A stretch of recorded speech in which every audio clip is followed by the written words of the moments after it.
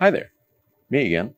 Well, we found ourselves in a very nice little park area, and I was thinking about going out and taking some street photos, maybe doing a street photography session, and I thought maybe I should go over some points with you guys today before I go out on how to maybe get some better and more consistent results with your street photography.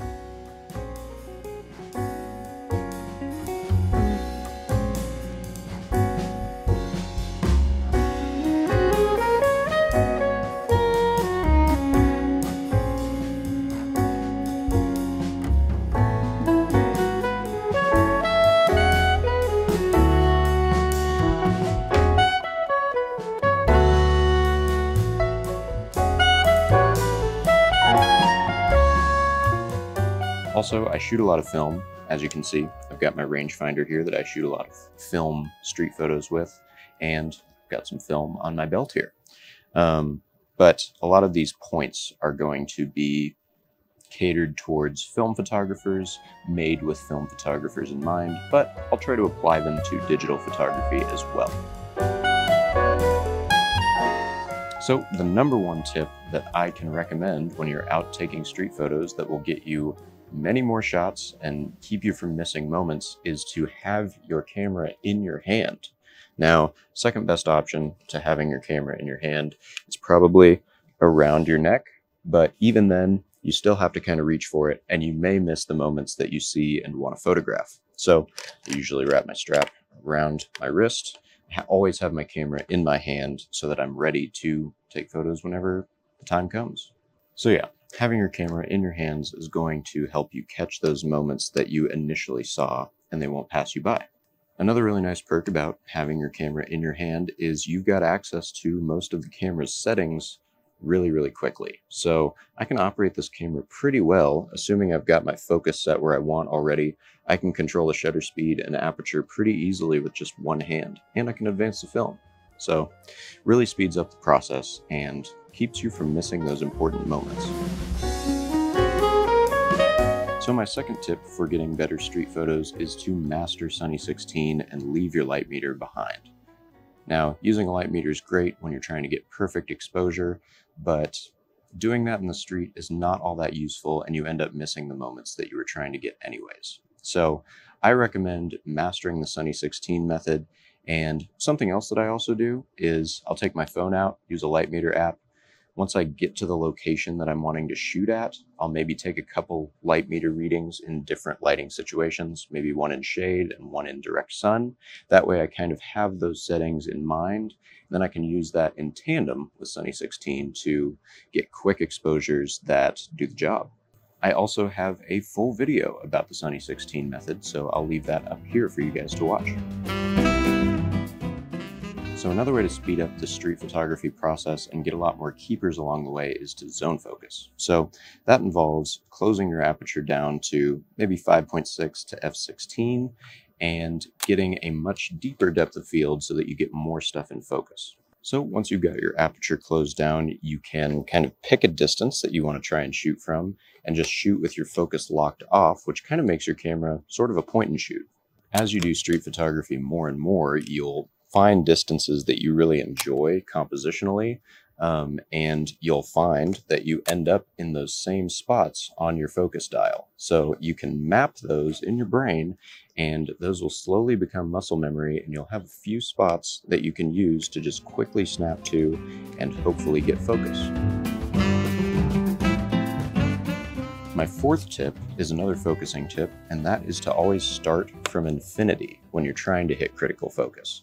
That way, you don't have to rock back and forth and kind of guess which way you need to focus. You're always starting from infinity, so you just need to pull it one direction until your ghost image lines up with your real image, or if you're using an SLR, you might have the micro prism come into focus or something like that. Number 5 is a simple tip, and it kind of goes with number 1, and that is to take your camera everywhere with you. Now, if you just go out and shoot when you're trying to do a street photography session, you might get some good shots, but you might miss a lot of moments in between your sessions that you wish you had your camera for. If you bring your camera with you, you'll make sure to always be prepared when you have those moments in between sessions that you want to capture, and you'll end up with a lot more work that way. My sixth tip is to stick with one focal length for a while. Now, each focal length behaves very differently, and it takes a long time to master each focal length, especially when it comes to street photography. So if you take the time and just leave one lens on your camera, you're going to master that lens much quicker than if you're constantly switching back and forth. Also, using one lens will give your body of work a much more consistent look, which some people really like to do. So that's another bonus to using one lens at a time. Also, in street photography, switching lenses is just a huge waste of time. And if you see a moment and you feel like you have to switch lenses for it, chances are it's going to be gone by the time you get that lens on your camera. So stick with one lens for a day and see how you like it. And try and monitor how you're feeling before you go out. Are you feeling more reserved? Maybe stick with a longer focal length, like 50 millimeters and above. If you want to be in the action, maybe pick like a 28 or a 35. Now, my final tip kind of goes with sticking with one focal length, and that is to stick with either black and white or color for a long period of time. A lot of people in street photography really want to have a large, cohesive body of work, and a lot of people choose to shoot either black and white or color exclusively. So maybe try that out. Try phases where you go with color for a week, a month, and maybe then switch to black and white. Go for a week, a month, a year with black and white. And you'll probably see your results get better and your work get more cohesive. Now, when it comes to film, a lot of people typically choose a go-to black and white and a go-to color film stock.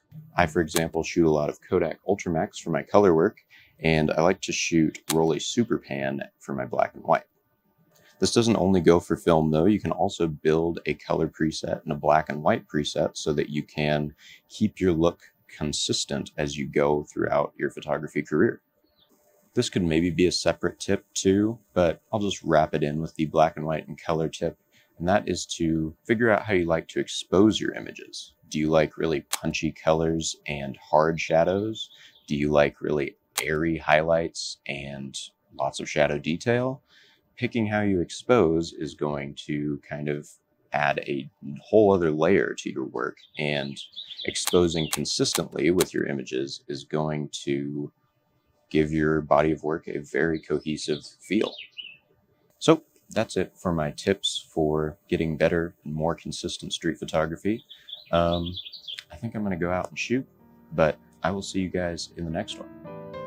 Bye now.